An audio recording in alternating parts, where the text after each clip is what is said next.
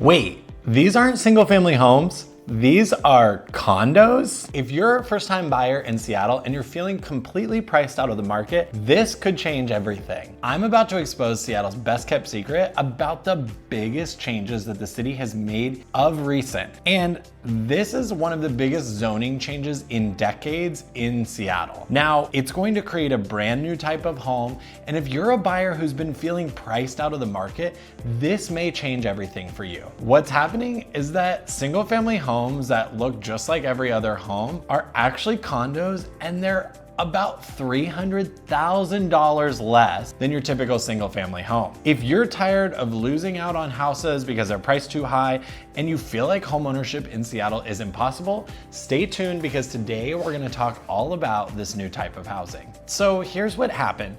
On June 30th, just a few months ago in 2025, Seattle quietly released its phase 2 of the One Seattle plan. Now, when these are all going to go into effect is a little bit up in the air still. It's a bit in flux, but it's not just a minor tweak to the zoning. If you've watched any of my other videos, you know about the proposed One Seattle plan. And this is pretty much the death of single family zoning in the city, or at least in what they're calling these urban centers, where we need more dense housing. Now, developers can build up to 4 units on every residential lot and up to 6 units on a residential lot if it's near a transit hub. This is really going to change the game for Seattle, especially in zoning, because here's the genius part of this. They're not just building apartment complexes. They're building condos that look exactly like single family homes. You know, you have the same curb appeal, the same kind of neighborhood feel, but with a price tag that makes a lot more sense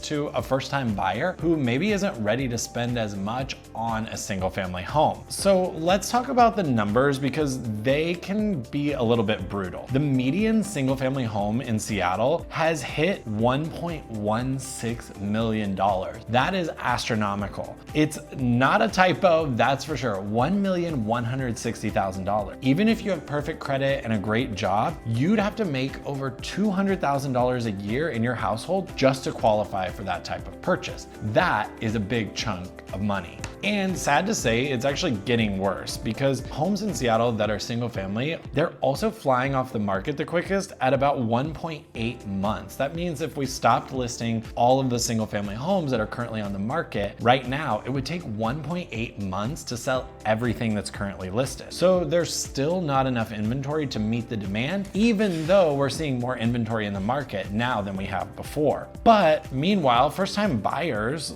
like you, if you're watching, are getting completely squeezed out of great neighborhoods where your parents used to be able to afford a house very comfortably. Prices are going up, of course, but there's just not enough inventory in the market to keep the prices down, unfortunately. So here's where it kind of gets interesting. While single family homes have gone up 27% in the past 5 years, these new condos that look just like houses are selling around $650,000 to $750,000. It's definitely still expensive, don't get me wrong, but it's $400,000 less than the comparable single family home that's listed at $1.1 million.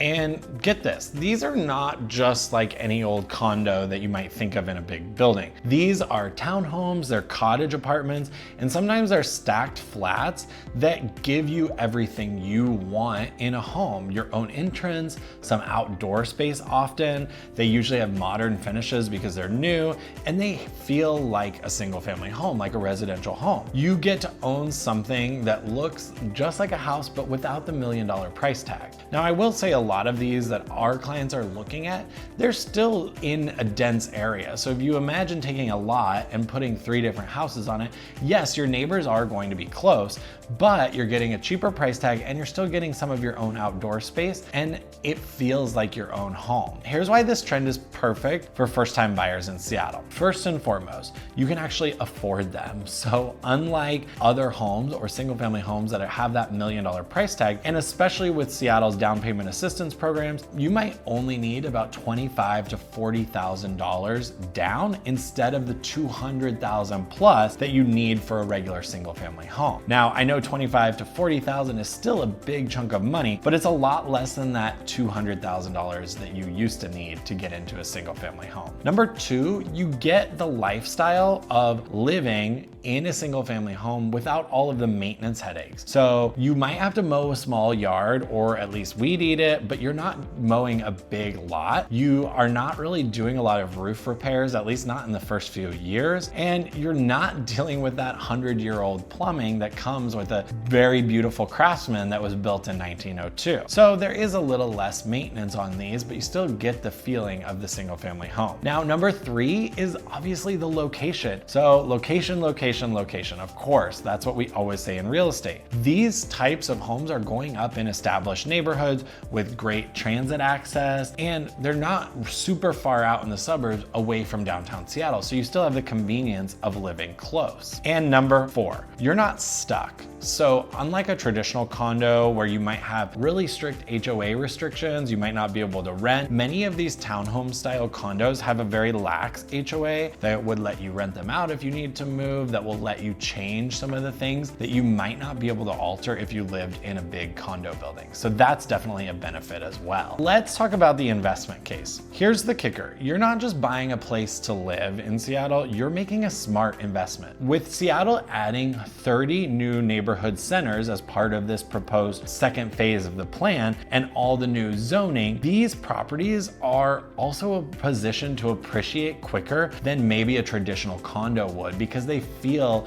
like a townhome. They have a lower HOA fee as well. So most condos on average, if you have a one-bedroom condo close to downtown Seattle, you're paying about $400 per month on average. With these new types of condos, you're probably looking at an HOA fee of maybe $20 to $40 a month, so it's a lot lower as well. So I do think they'll appreciate faster than traditional condos. And if you think about it, you're getting in early on this really massive shift in the market because you're seeing that how Seattle is building houses is really shifting, and this is going to be a new era in Seattle real estate. In 5 years, when there are thousands more of these homes that are actually condos, yours is going to be one of the originals in an established neighborhood, and that could definitely be a benefit of buying those right now. So I get it. Buying your first home in Seattle feels sometimes impossible, honestly. And with how much money you have to make, it can be very hard to save all of that money. But this zoning change is creating new possibilities that didn't even exist 2 years ago in the market. So if you're serious about homeownership in Seattle and you want to get in on the foundation of this new trend, I've put together a free guide on everything you need to know, including the best neighborhoods to look in and exactly how much you'll need saved to start this process to get into a home like this. You can click the link in the description to grab that guide if you found this helpful. And I'd love if you are thinking about this and you found this video helpful